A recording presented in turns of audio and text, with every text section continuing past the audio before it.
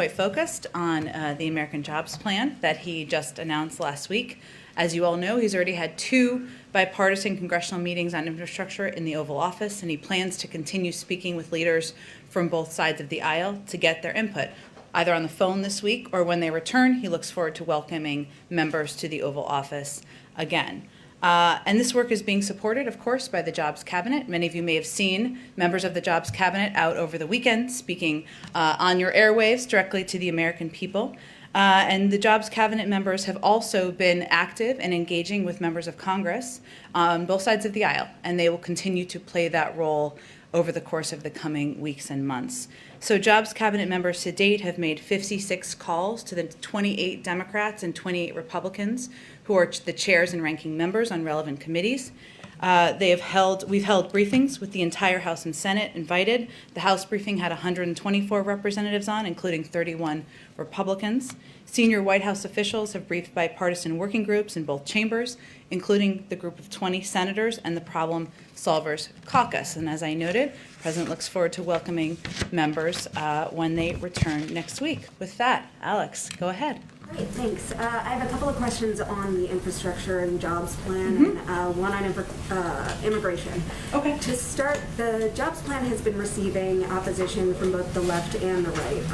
On the right this weekend, Senator Roy Blunt said that it would be an easy bipartisan win if the bill were more narrowly focused.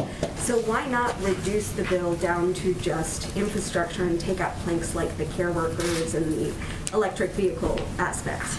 And then in addition to that, on the left, Senator Joe Manchin said today that he can't support a 28% tax increase on corporations. So is the White House open to lowering that? He said the highest he would support is 25%.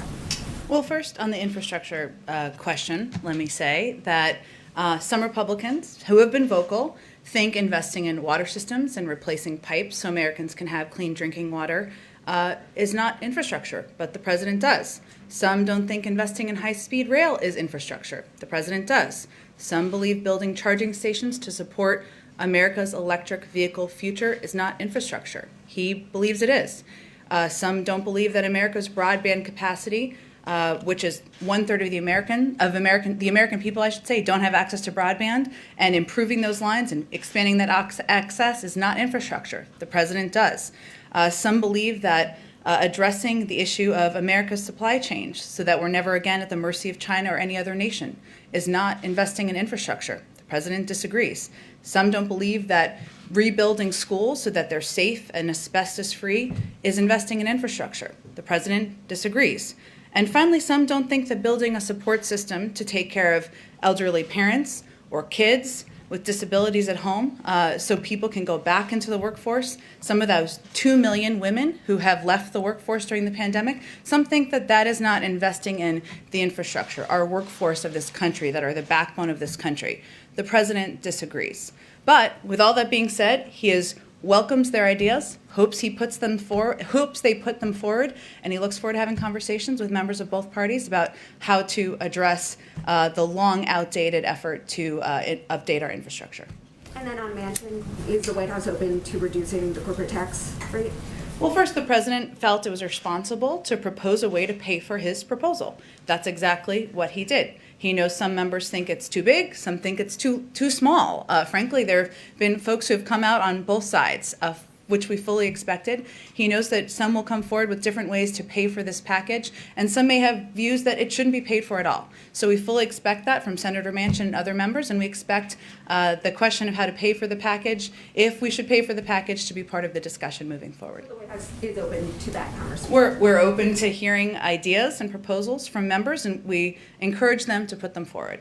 And then on immigration, we released a poll earlier today that suggests that 25% of Americans, only 25%, approve of the way that the president is handling the situation at the border with respect to unaccompanied minors.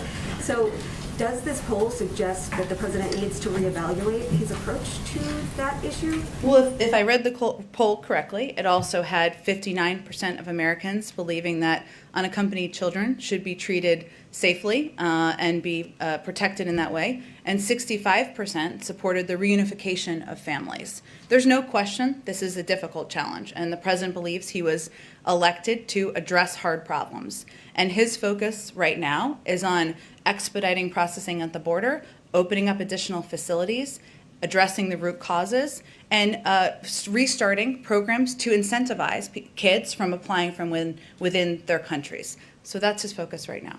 Is the issue just a messaging issue then? I mean, how do you explain the fact that Americans are not in favor of what the president is doing at the border? I'm not sure that's an accurate depiction of the poll, given that there was about 1/3 of the people who replied didn't have an opinion at all. So 40% said that they did not approve though. fair, but also 1/3 said they had no view. So I think that right now our focus is not on looking at the poll. It is on implementing solutions, which is no question to address what we view as no question a difficult challenge, and hoping that we can ensure we are protecting these kids. We are continuing to reassert to the region. The border is not open. The majority of people, of adults who come to the border, are turned away. Continuing to implement programs in the region, whether it's working with them to address root causes or working with them to restart programs that can help kids from apply within country, that we feel those are the ways we can help address what is no question a challenging issue. Go ahead. Thanks. First, I want to ask about the budget. What's the holdup on releasing it? We expect it to be soon. It's not the full budget, as you know, but just for clarity purposes, it's a kind of discretionary guidance. But we hope it to be soon. That it will be soon. We expect it to be very soon. I don't have a timeline on that quite yet. Well, every previous White House has released at least a budget blueprint or an outline, abbreviated budget, by the end of February. So what's the holdup here? Why is the delay now stretching into April? Well, there's no question, as we talked about during the transition, that we dealt with some impactful intransigence from the outgoing political appointees. We had some cooperation from the career staff, but we didn't have all of the information that we needed. As you all know, we also don't have a budget director. We have not had a budget director confirmed. We have now an acting budget director, which is an important step forward. But again, we expect it to be soon, and as soon as we have a timeline, we will make sure you all know. I also want to ask you a question about Major League Baseball. The league decided to move its All-Star game out of Atlanta. That's something that the president said he supported before. Does he then agree with their decision to move that game out of Atlanta under the voting law? Well, I wish I had had this with me on Friday, because I got asked a question, and there's just some help, what I thought would be helpful context, and I know you probably don't have the transcript in front of you. So when the president was asked during an ESPN interview last week, he was asked the question, last week, Major League Baseball Players Association executive director said that he would look forward to discussing moving the All-Star game from Atlanta in the wake of Georgia's governor signing into law a bill passed by the Republican-led state legislature to overhaul how its state elections are run. How do you view this possibility of moving the All-Star game out of Georgia? And he said, quote, "I think today's professional athletes are acting incredibly responsible. I would strongly support them doing that." So he was not dictating for what Major League Baseball should do, that they should, dictating they should move the All-Star game. That was their decision. They made that decision, and as he stated earlier, he certainly supports that. So he does support the decision to move the game then? Well, he supports them being able to make the decision and respond to what their players' asks are, given many of them are impacted, of course, by these laws. Okay, and then just one more on vaccines. So there's a report over the weekend that Governor DeSantis in Florida had been dealing with some sort of improper dealings with the supermarket chain Publix as far as distributing the vaccine. So did those reports give the White House any pause in working with Governor DeSantis in the vaccine program? Well, first let me say that for those who weren't following this in Florida, one of the concerns we've had as we've watched the data is that 17% of Florida's population is African American, but less than 7% of vaccinations have gone to African Americans in the state. That's one of the reasons that we opened 4 FEMA sites in Miami, Tampa, Jacksonville, and Orlando. And these sites disproportionately serve communities of color. So we've been closely watching this data and these statistics, as we would in any state across the country, and we took these specific actions for that purpose. We are not going to hurt the people of Florida just because of the steps or actions of leadership, and we will continue to take actions to ensure that the vaccine is equitably distributed. Go ahead. Just to follow up on the baseball All-Star game, I know that you made the point that he did not dictate the league move the All-Star game out of Georgia, but he likes to say the words of a president matter. He said he would strongly support if players in the league wanted to do that, and they did it. So does he think that the PGA should move the Masters tournament that begins this week out of Georgia? I'm not here to call for anyone on behalf of the president or the vice president or anyone to take steps in reaction to the law in Georgia. The president was asked a direct question, and the context of the question was also around the league meeting to discuss this exact issue, and he answered the question. So then should we believe that if PGA Tour players who are arriving in Augusta this week or today to register for the tournament, if they got together and decided or talked about not participating, that is something he would strongly support? Or is there a difference between... I'm sure you will ask me that question or him this question, but our focus is on doing what we can to advocate for making voting easier and more accessible around the country. And that's where our efforts are going to be from the White House. Before the president said that he would strongly support moving the All-Star game out of Georgia, did he consider the economic impact? Because the Cobb County tourism CEO is saying they're going to lose $100 million in lost business activity, 8,000 hotel rooms. Did he think about that before he said he would strongly support the move? Again, he was doing an interview. He was given the context, as I just read out to you in full detail of how the question was asked. He answered the question. Okay, on immigration, 171,000 migrants were caught at the border in March. That's up from 100,000 in February. If the trend continues, do you have a sense of how many migrants the United States can handle this month? Well, first let me say that there have been numbers that have been reported out there. CBP has not released their final numbers. We expect that to happen later this week. And for full context, there are numbers that when they release them will be out, like you cited, some version of what you cited. But those are reflecting of people coming, and we should also be reflecting, and I hope I'm encouraging people to do this, people who are turned away. Because again, single adults, based on your own reporting and everyone's reporting, the vast majority continue to be turned away at the border. I don't have any predictions about numbers that will come. We're obviously taking steps, as I addressed in response to Alex's question, to address the root causes, put in place programs that people can utilize to apply from in country, send a clear message the border is not open and that we're turning away the majority of adults when they come to the border. There is a separate report that, speaking about the adults, there are 1,000 gotaways, mostly in Arizona, people who are seen, detected, but they're not chased because authorities are so busy processing the families. The Washington Post is reporting that some of these people are carrying drugs. Has the administration maybe reached out to Mexico to try to stop the flow of drugs or help stop the flow of drugs into American communities? That's always a part of our diplomatic conversations, certainly through the State Department and other entities within the government. I'm happy to check on that specific reporting. I had not seen that report since before I came out here. Okay, Great. Go ahead, Kelly. In clarifying today, are you trying to roll back what the president said about the All-Star game? No, I'm trying to articulate clearly to everyone what he said and what the context of his remarks were, the question that was asked, and the full scope of his answer. And I think it's been shorthanded to no one's fault because it's been repeated a bit without the full context. And Mitch McConnell says that we are witnessing a coordinated campaign by powerful and wealthy people to mislead and to use the bully pulpit about this law.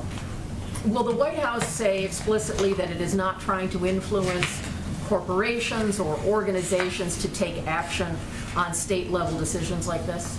We've conveyed it, and I'm happy to answer your question directly. We've not asked corporations to take specific actions. That's not our focus here. Our focus is on continuing to convey that it's important that voting is easier, not harder, that when there are laws in place that make it harder, we certainly express an opposition to those laws. A couple of foreign policy questions. It's now April 5th. The Afghanistan decision is due soon. Obviously, troops and their families are interested to know what the president's decision will be. What more does he need before he can make or announce this decision? Well, as the president has said before, it will be tough to meet the May 1st deadline for full withdrawal for logistical reasons. He's continuing to consult internally with his national security team and advisors, and of course also with our partners and allies. And, he's been working on these issues, foreign policy issues, national security issues for several decades now, and of course wants to take the time to make the right decision. So our expectation should be that it'll go beyond May 1st with the tough to meet portion of your answer. He set the expectation it will be tough for a full withdrawal for logistical reasons by that timeline. And that certainly has also something that we've conveyed clearly to our partners as well. But in terms of what's next, he just wants to take the time to make a decision. What's the president's level of concern about what's happening in Jordan? Long an important country, an ally, and a buffer against some of the hotter events in that part of the world. Is this something where he would have any direct interaction at this point? I would expect it would be through the State Department and wouldn't expect that. We're, of course, closely following the reports out of Jordan. We've been in touch as an administration with Jordanian officials. King Abdullah is a key partner of the United States. He has our full support. Go ahead. So on Ukraine, we talked about this on Friday, but the State Department has now asked Russia to explain these provocations. Does the president have any plans to reach out to President Putin on this? Is it elevated to that level of concern? I don't have any calls with President Putin to predict at this point in time. Last week, it was read out that that our Secretary of State had a conversation with his counterpart. Also, the Secretary of Defense had a conversation with his counterpart. We remain concerned by the recent escalations of Russian aggression and provocative actions in eastern Ukraine. That's something we're watching closely. Of course, we're aware of the Ukrainian military reports concerning Russian troop movements on Ukraine's border. But at this point, we've been in touch at the Secretary of State and Secretary of Defense level, which is pretty high, as we all know. But I don't have any calls from the president to predict for you. And just one more. And he, of course, spoke with the president of Ukraine on Friday as well. So That's right. Yeah. about this specific issue. Yeah. So on the tax front, I understand that you're not willing to sort of close in on a specific number that you might agree with Joe mentioned. But have you done a detailed analysis of what the delta would be, say if you agreed to 25%? How much less income revenue would that distribute? Are you doing that kind of in a detailed analysis in preparation for these negotiations? Well, I mean, first, I think it's important to remind people that the corporate tax rate we're proposing is lower than it was in 2017. In fact, it's lower than it was from World War II until 2017. So we are still proposing a rate that is lower than it has been for the vast majority of time since anyone in this room was alive, I think, or around that amount of time. So that's our proposal. Of course, what the president proposed, raising it to 28%, and combined with the other tax proposals, would pay for the totality of the package. That's why he felt it was a responsible proposal to make. Sorry, this person was throwing me off outside for a second, but everything's fine. So that he felt it was responsible to make. There will be different ideas for pay-fors, right? There will be different ideas for tax proposals. That will all need to be weighed by a range of questions with Congress and with leaders in Congress and outspoken members in Congress about whether it should be paid for, over what period of time, how much should be paid for, what the options are for paying for it. There's some that are proposing, as you all know, SALT deductions in other areas that are not revenue raisers. So this will be all a part of the discussion, and absolutely our economic team and numbered data crunchers will be crunching numbers as we proceed, but we're kind of in the early stages of these discussions at this point in time. Just real quickly on OMB, you mentioned that we don't have a budget director yet. When do you anticipate that the president will nominate someone to replace Neera Tanden?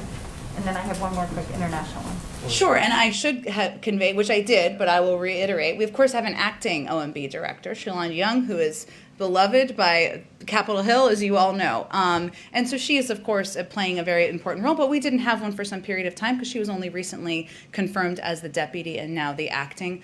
I don't have a personal update for you in terms of the timeline for formally nominating a replacement on OMB. A lot of people have said that they think Shalanda Young should just get the job. I mean, that she should be nominated for the #1 job. Can you say anything more on that?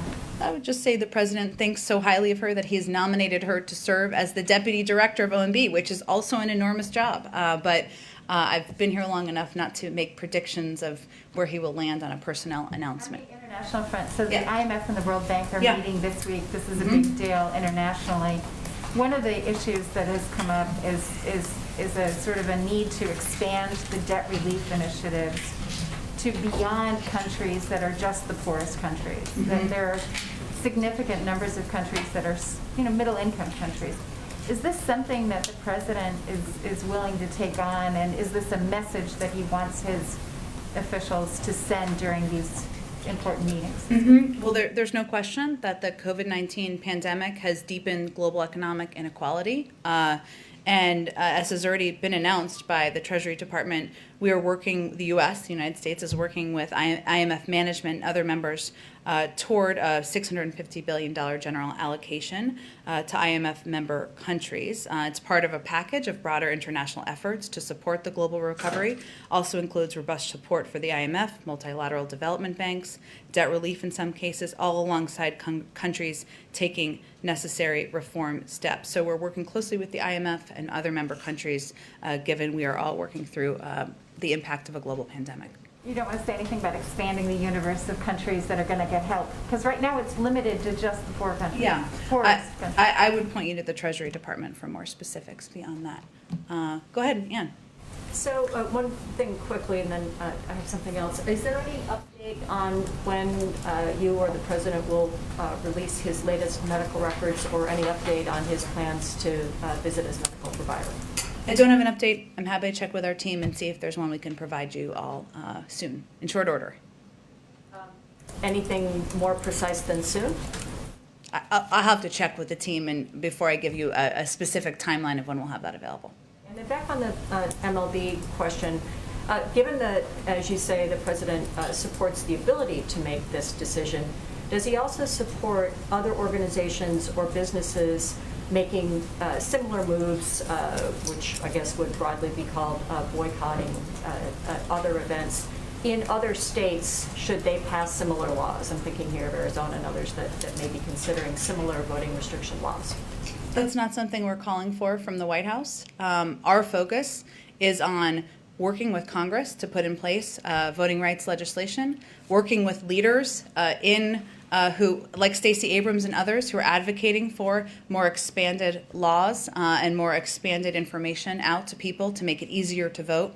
So that's really where our efforts are focused. Although, I mean, some of this may be moving at a faster pace in these states, then you're going to be able to get an omnibus national voting rights law passed. So there will be there'll be inflection moments here between now and then where other organizations would be looking at making the same kinds of decisions that MLB made. Does the president think they should be able to make those decisions to pull out of? Well, I mean, broadly speaking, of course, the president and we all believe private sector entities are going to make decisions, and that's their role to do so. What I'm conveying, what I can speak to, is what our focus is on and what our role is here from the White House and what his energies will be directed toward, which is voting rights legislation, continuing to voice and advocate for the need to make it easier and not harder to vote. That's where he will be spending his time and effort, and as will we in the White House. And then lastly, on Iran, with the indirect talks beginning tomorrow, I mean, here it is the first week of April. This is a foreign policy priority of the president's throughout the campaign, really one of the very few specific things he said he wanted to do. Is he disappointed that it has taken this long to get to what isn't even a face-to-face negotiation? And does he think that there's still time to pull a deal together before Iranian elections in June? Well, he knows from living through it, as do you from covering it for many years, that diplomacy can take time, and sometimes it is not at the pace that everyone would prefer. And we certainly have experience, as does he, from having been in the Obama-Biden administration, of the time it took to work through a diplomatic process. I don't have a prediction to make in terms of how long it will take. You're right that, of course, what is happening in the coming days is really focused on indirect talks that are happening through the Europeans. That is still, in our view, a step forward toward diplomacy, and that remains our first objective.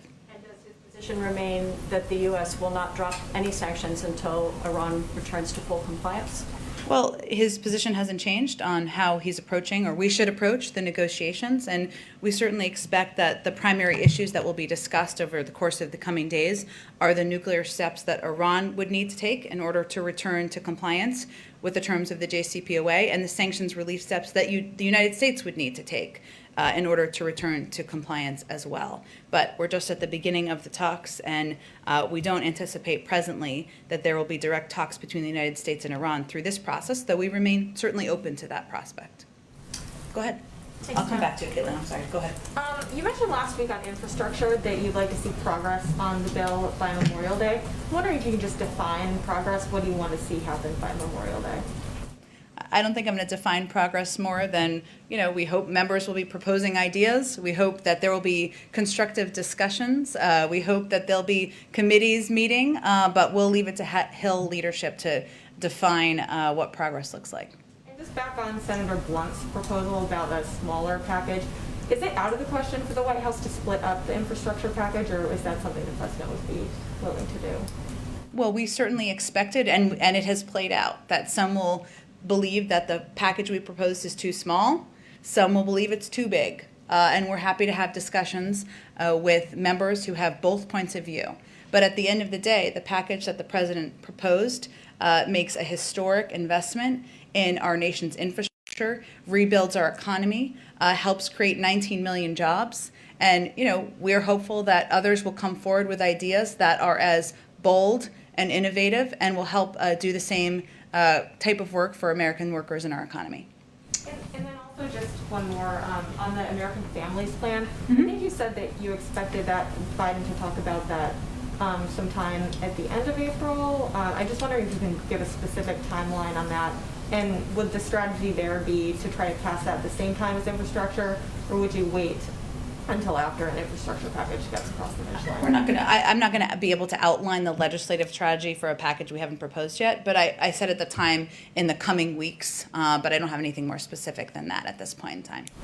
Go ahead, Caitlin. Just to follow on Jordan, the budget, are we not going to get it until there's a budget director in place? No, I didn't mean to convey that message. He was asking what the delay was caused by. And largely it was caused by intransigence in part during the transition, but also we didn't have a confirmed budget director for a period of time, so that is a factor too. So that was answering that part of his question. So we'll get the budget before there's actually a budget director. Well, there'll be in a couple place. different components, and these terms are so Washington, but here we are. So there's the discretionary guidance, which would be the first piece of this, which would be short, not a very long document, a skinny budget, and a longer budget. So there's usually a couple different components that would come out. Okay, and back on infrastructure, the White House is saying that they are open to alternative proposals from other lawmakers, Democrats and Republicans, but Roy Blunt has put one forward. It's $600 billion. It's more traditional definition of infrastructure. So is the White House open to anything that he has laid out in this proposal, or that he says he's pitched directly to the White House? Well, I think what I was conveying is that it's time for people to be bolder and more forward-looking about what infrastructure looks like. Infrastructure is not just the roads we get a horse and buggy across. Infrastructure is about broadband. It's about replacing lead pipes so people have water. It's about rebuilding our schools. And so, of course, we're happy to hear proposals, but I think the definition of infrastructure we have a disagreement about.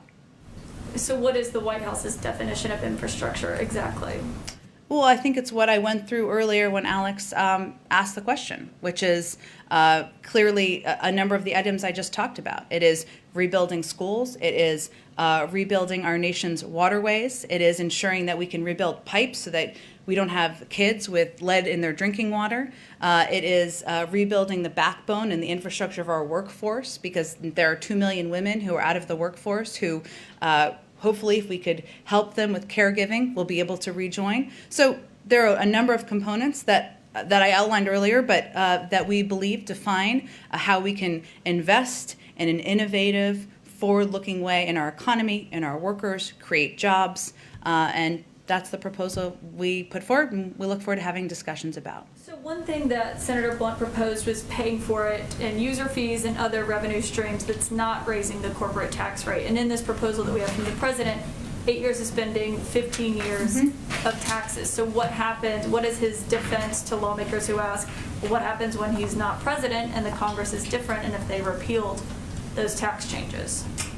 Well, then I hope you'd be asking whoever's standing right here, who might be a Republican, if they rolled them back, that exact question at the time. But our view is that the corporate tax rate, which again is what we were proposing, it be at a rate that is still lower than it was in 2017 and lower than it was from between World War II and 2017. Our view is that corporations can pay more, not that it should be on the backs of consumers and the American people through user fees, which is exactly what it would be. My last question is on what happened with Johnson & Johnson, that is this vaccine being produced at the Emergent plant in Baltimore, not too far away. Of course, we saw what happened last week and over the weekend, where there was a mix-up in what would have amounted to 15 million one-shot doses, which is a lot for what we're trying to do. So what was the president's reaction to that? To the news? Well, I would first say that To the fact that we're not getting 15 million doses right now that could have been made for American people. well, it's not exactly what happened, because we are still on track to have the number of doses we need to vaccinate all adult Americans by the end of May. This was not even a facility that was approved by the FDA. So we were not betting on these doses. We were betting on doses coming from Moderna, Pfizer, and also Johnson & Johnson has assured us that we will be getting the 24 million doses that they have promised in April. At the same time, there were still steps led through a process by HHS put in place to take steps over the weekend to ensure that Johnson & Johnson is the only drug that is being produced at this site, given that the issue, as you well know, Caitlin, was about the cross-contamination of AstraZeneca and Johnson & Johnson. So there were still steps taken to address this moving forward, but we were not betting on these to vaccinate the American public, the adult Americans, that we have assured people we will have enough doses by the end of May. We continue to believe we will. But is he worried that something like this happening can affect vaccine hesitancy that we're already seeing in the United States? Well, we haven't seen that to date, but this is why the FDA approval process is in place. In many ways, it was the process working, because the FDA had not approved this site. There were steps taken to address what some of the issues were. And we also have a range of contingency plans. When we all talk in here about why did we order so many doses, why aren't we at the point where we are sharing doses with every country around the world? Part of it is because we need to plan for things coming up. Things like this come up. This is obviously, as you noted, a big number of doses, but we have to plan for a range of contingencies. That's exactly what we did. That's one of the many reasons that we are going to still be in a place where we have enough vaccines for adult Americans by the end of May. Go ahead in the back. On infrastructure, does the president support the idea of a possible second reconciliation if the White House proposal does not receive any Republican support? Well, we believe with 80% of the public supporting infrastructure investment, with even proposals coming forward supporting components of the package, that if we start on areas where we agree, we can move forward with bipartisan support. And any more background you can provide on which lawmakers, specifically Republicans, the White House is reaching out to and inviting to the White House for meetings? Not yet. I'm sure when we have a meeting set and we have the members all confirmed, we'll share the names with you, of course, once that's done. More on COVID, with the rise of new variants, is the administration investing in booster shots or ramp up in production of booster shots or research and development for new vaccine to deal with the many variants? Sure. Well, one of the issues that we've been focused on is, again, ensuring that we have flexibility as it relates to vaccine doses that we have ordered. That could include, now the FDA is still going through the process of approval for booster shots and determining, of course, what's needed and when. We would leave it to them and the CDC, of course, to make that determination and announcement. But we do have flexibility in the doses we've purchased moving forward, should that be a need. Clarify that point. Is Operation Warp Speed still in effect, or would this be a continuation of that to address the investment in additional vaccine?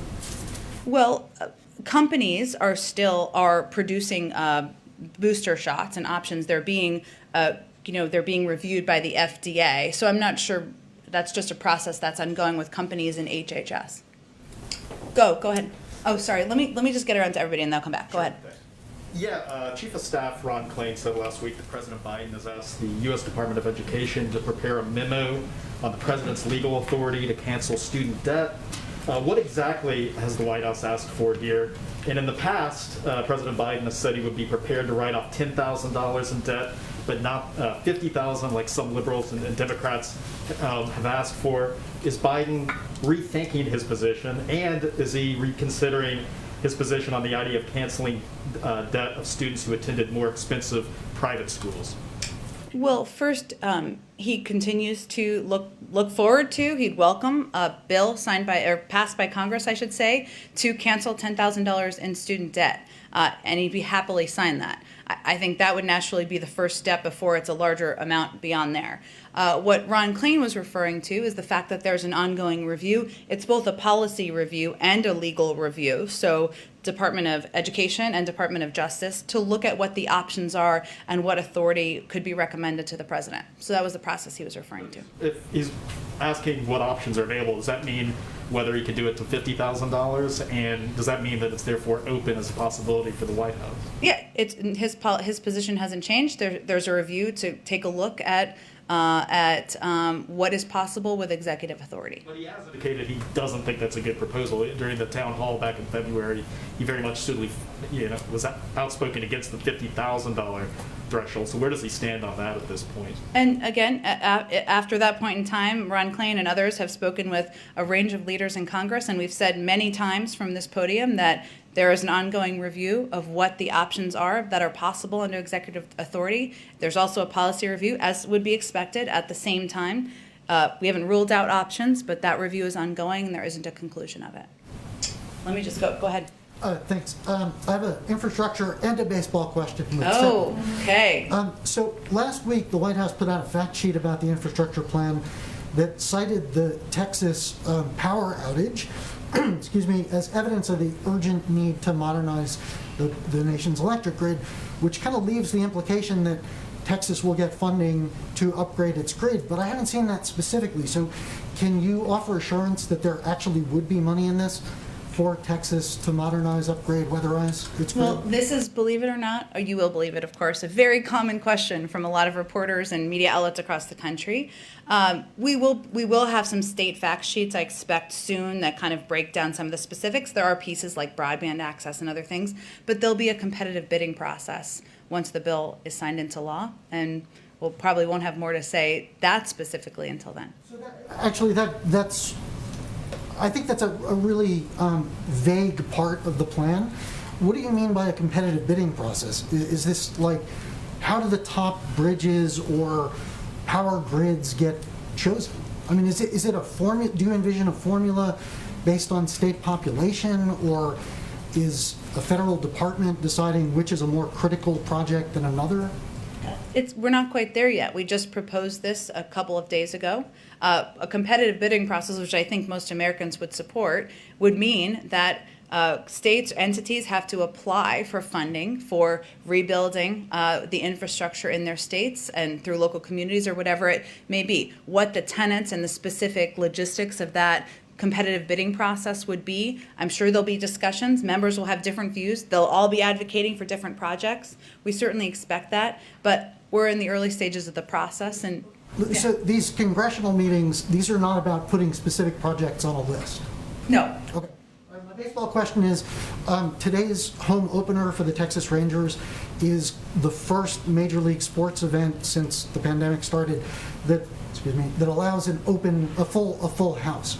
The president called that a mistake last week. Has he spoken to other team owners to try to deter them and get them to hold off from having full house events? I don't have any calls from the president to baseball team owners to read out. I would say that the president continues to reiterate the need to follow public health guidelines. There are restrictions, as you all know, recommended, including on masking, social distancing, which of course applies to having a full stadium, and the importance of being vigilant even while we're at war with this virus. We have seen spikes in certain parts of the country, certain regions in the country. That's something we're closely watching, and just a reminder of how important it is to be vigilant. Very last question. Are any federal assets going to be used to track whether this event actually does lead to a spike? I would send that question to the CDC. Go ahead. Thank you very much, Jen.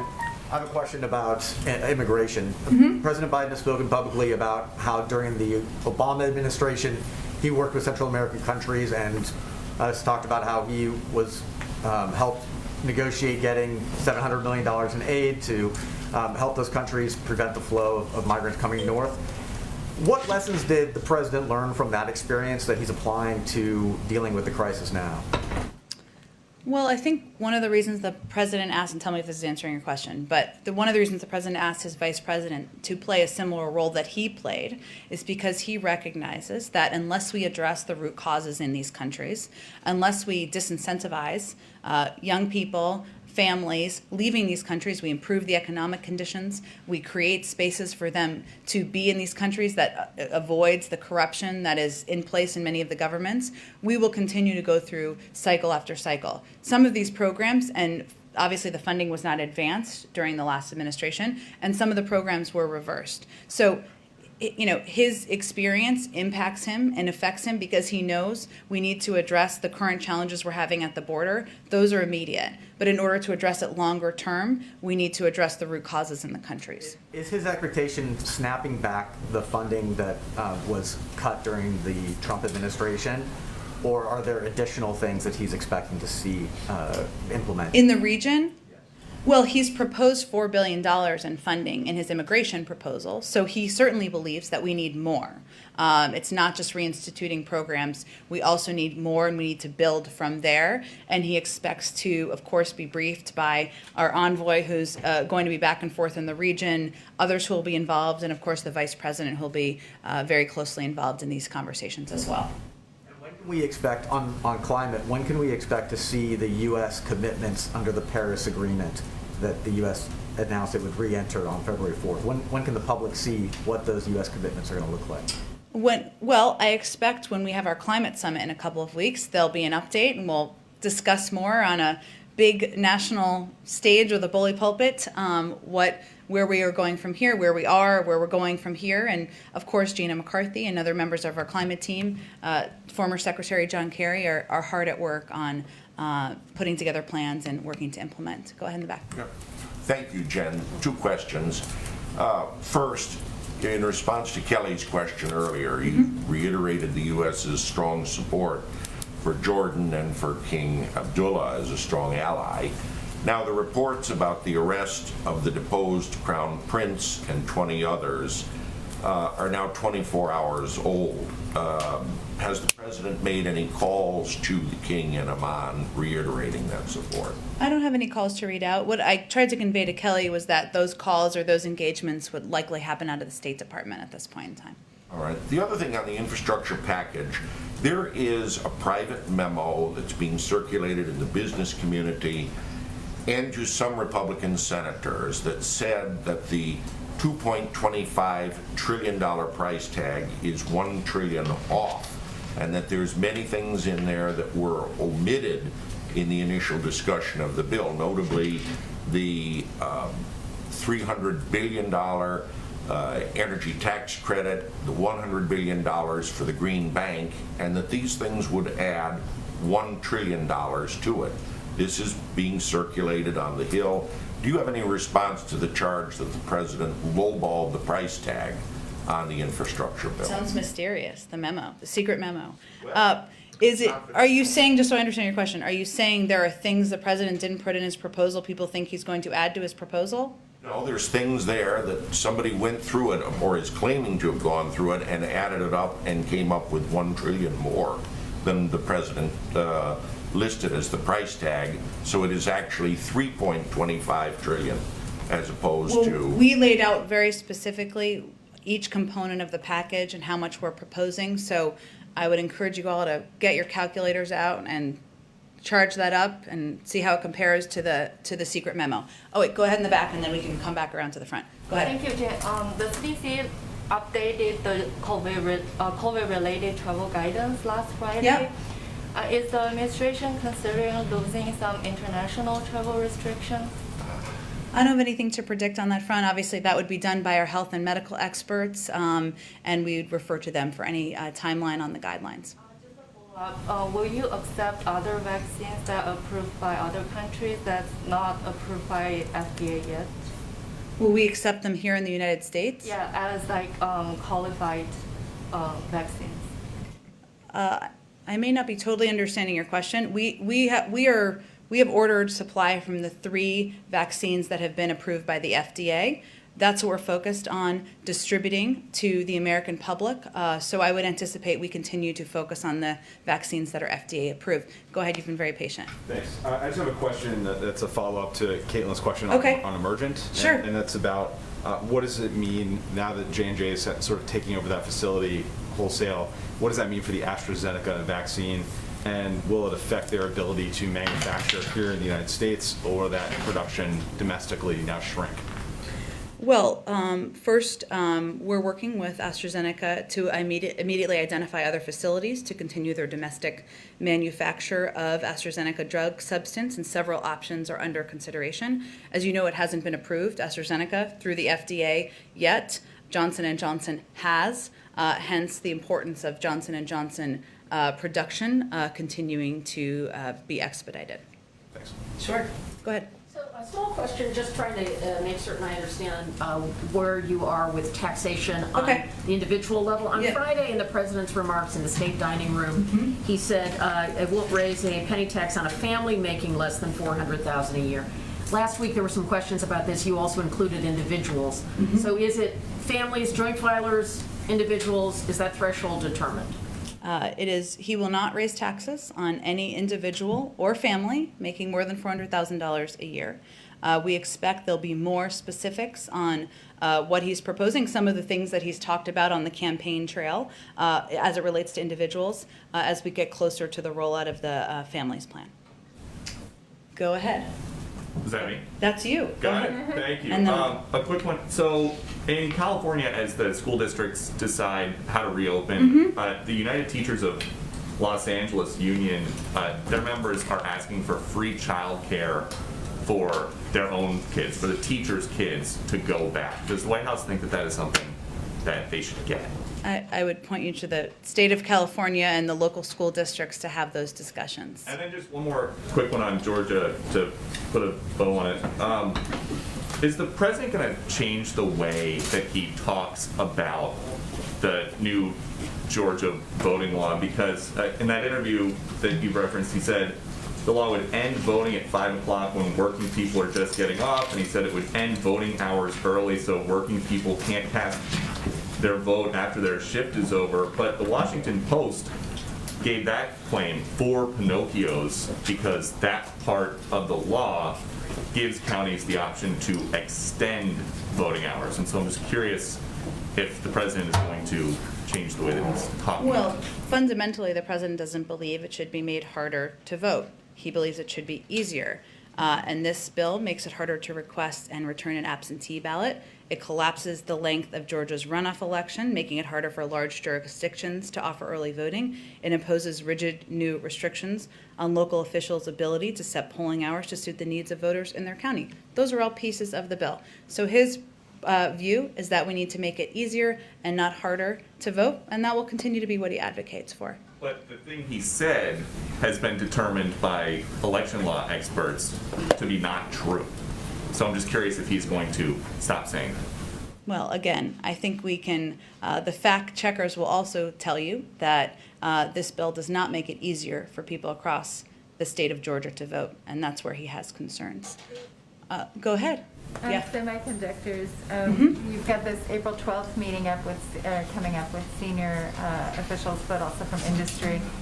Can you give us a list of companies that will be participating in that? And then there was a report out on Japanese media saying that the president and the Japanese prime minister were working toward an agreement on supply chain, shoring up the supply chain for semiconductors. Can you say anything more about whether there is some kind of agreement in the works and what you're expecting to come out of both of those meetings?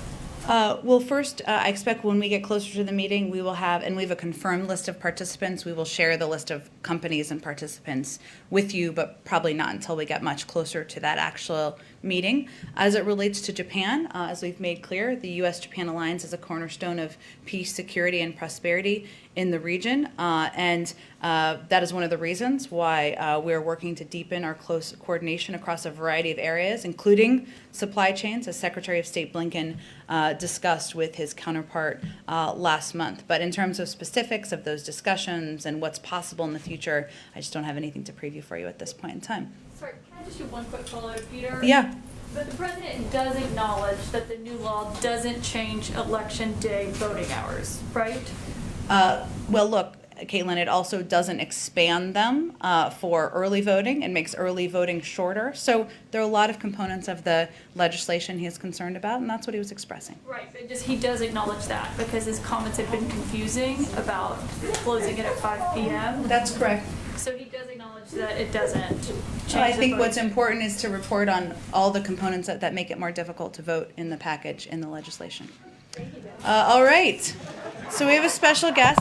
I will say that we know that this is one of the events where people get to take their children, family members, friends to, and it's not quite the same. We'll do a big one next year, but we still wanted to have a visitor and some special commemorative Easter eggs for all of you from the President and the First Lady. Is the bunny taking questions? Not today, but we'll invite the bunny back for a future briefing, as always. But the bunny's wearing a mask, where we use every opportunity. Is this the same bunny suit that Sean Spicer wore?